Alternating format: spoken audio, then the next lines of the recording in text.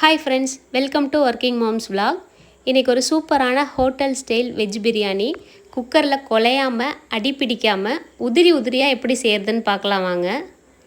இன்றைக்கி நமக்கு ஃப்ரெஷ் பட்டாணி கிடைக்கல, அதனால் காஞ்ச பட்டாணி தான் எடுத்திருக்கோம். இதை ஒரு 3 to 4 hours நல்லா ஊற வச்சுட்டு அதுக்கப்புறம் வேக வச்சுக்கலாம்.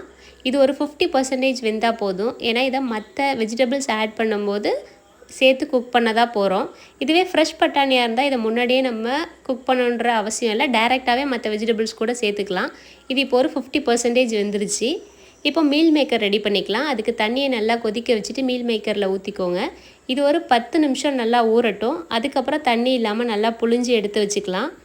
இப்போ பிரியாணிக்கு தேவையான வெங்காயம், தக்காளி, கேரட், பீன்ஸ், பட்டாணி, நீளமாக கட் பண்ணி வச்சுருக்க 4 பச்சை மிளகாய், அப்புறம் தாளிப்புக்கு தேவையான spices, ginger garlic paste, curd, salt, தனி மிளகாய்த்தூள், பிரியாணி மசாலா, அப்புறம் வாஷ் பண்ணிவிட்டு பொடி பொடியாக கட் பண்ணி வச்சுருக்க புதினா இலை, மல்லித்தலை எல்லாமே ரெடியாக இருக்குது. இப்போது நம்ம 1/2 kg பாஸ்மதி ரைஸ் எடுத்துருக்கோம். இதை ஒரு 2 to 3 times நல்லா வாஷ் பண்ணி வச்சுக்கோங்க. வாஷ் பண்ணிவிட்டு இதை ஊற வைக்க போகிறோம். இதை முன்னாடியே ஊற வைக்க தேவையில்லை, நம்ம ஸ்டவ் ஆன் பண்ணுறதுக்கு முன்னாடி ஊற வச்சா கரெக்டாக இருக்கும். இப்போ ஸ்டவ் ஆன் பண்ணிவிட்டு ஒரு குக்கரில் தேவையான அளவு கடலெண்ணெய் ஆட் பண்ணிக்கோங்க. வெங்காயம் வதங்கிறதுக்கு தேவையான அளவு ஆட் பண்ணிக்கோங்க. அப்புறம் 1 ஸ்பூன் கீ ஆட் பண்ணிக்கோங்க. இது ரெண்டும் நல்லா ஹீட் ஆகட்டும். அதுக்கப்புறம் நம்ம ஸ்பைசஸ்லாம் ஆட் பண்ணிக்கலாம். 2 பிரியாணி இலை, ஒரு பட்டை, ஒரு அன்னாச்சி பூ, 2-3 கிராம்பு, ஒரு மராத்தி மொக்கு, 2 ஏலக்காய் சேர்த்து நல்லா பொரிய விடுங்க.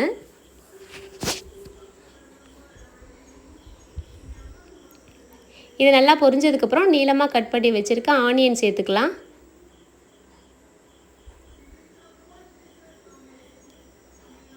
ஆனியன் வதங்கிறதுக்கு கொஞ்சமாக உப்பு ஆட் பண்ணிக்கோங்க, அப்போ தான் ஆனியன் சீக்கிரமாக வதங்கி வரும்.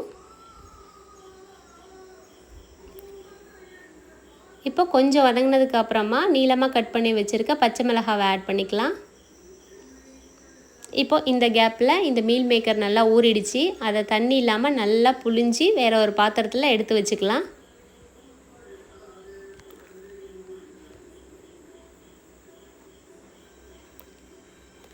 இப்போ இந்த ஆனியன், பச்சை மிளகாய் நல்லா வதங்கி வந்துருச்சு. இப்போது வாஷ் பண்ணிவிட்டு பொடி பொடியாக கட் பண்ணி வச்சுருக்க புதினா, மல்லி இலையில் பாதியை மட்டும் இப்போ ஆட் பண்ணிக்கலாம்.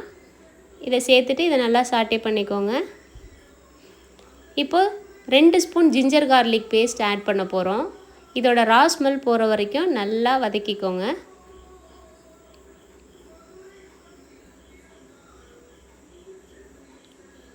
இப்போ கட் பண்ணி வச்சுருக்க தக்காளி ஆட் பண்ணி எல்லாம் நல்லா வதங்கி வந்ததுக்கப்புறம் 1 ஸ்பூன் தனி மிளகாய் தூள், 3 ஸ்பூன் பிரியாணி மசாலா ஆட் பண்ணிக்கிறோம். உங்களுக்கு கலர் நல்லா வேணும்னா காஷ்மீரி மிளகாய் தூள் கூட ஆட் பண்ணிக்கலாம். இப்போ இந்த மசாலா எல்லாம் நல்லா வதங்கி வரட்டும். இதோட பச்சை வாசனை போனதுக்கப்புறம் நம்ம வெஜிடபிள்ஸ் ஆட் பண்ணிக்கலாம்.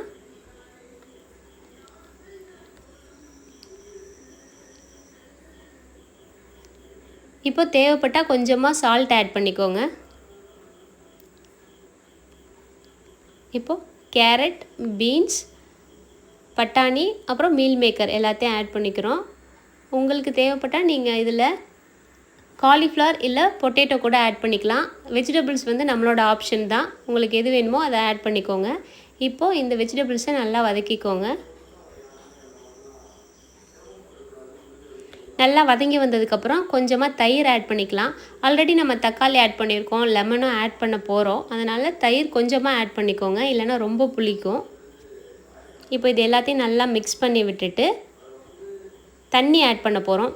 பாஸ்மதி ரைஸ்க்கு எப்போவுமே 1 டம்ளர் அரிசிக்கு 1.5 டம்ளர் தண்ணி தான் எடுக்கணும். தண்ணி அதிகமாகவும் போகக்கூடாது, கம்மியாகவும் போகக்கூடாது, அப்போ தான் அந்த அரிசி உதிரி உதிரியாக இருக்கும். இப்போ தண்ணி ஆட் பண்ணிவிட்டு நல்லா மிக்ஸ் பண்ணிக்கோங்க. இப்போ இது ஒரு லிட் போட்டு க்ளோஸ் பண்ணி வச்சுட்டிங்கன்னா இது சீக்கிரமாக கொதித்து வந்துடும். இப்போ இது நல்லா கொதித்து வந்துருச்சு. இந்த ஸ்டேஜில் ஊற வச்சுருக்க பாஸ்மதி அரிசியை சேர்த்துக்கலாம்.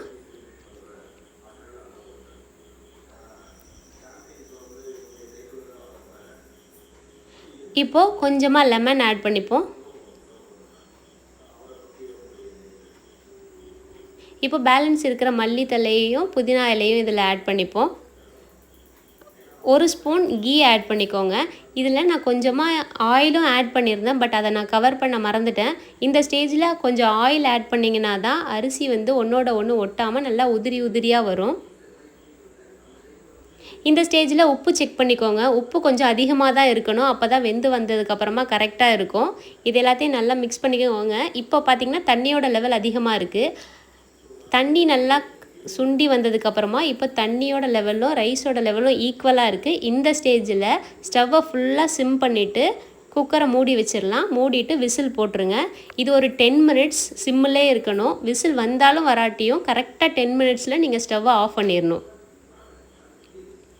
இப்போ 10 மினிட்ஸ்க்கு அப்புறம் ஸ்டவ்வை ஆஃப் பண்ணிவிட்டு அதுக்கப்புறம் ஒரு 15 மினிட்ஸ்க்கு அப்புறமா தான் நீங்கள் குக்கரை ஓப்பன் பண்ணணும். அப்போ தான் அது நல்லா வெந்து வரும்.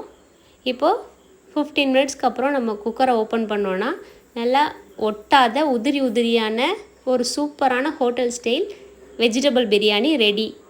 இந்த வீடியோ உங்களுக்கு பிடிச்சிருந்துச்சுன்னா லைக் பண்ணிக்கோங்க. உங்களோட ஃப்ரெண்ட்ஸுக்கும் இந்த வீடியோவை ஷேர் பண்ணுங்கள். என்னோடய சேனலை சப்ஸ்கிரைப் பண்ணிக்கோங்க. Let's travel together.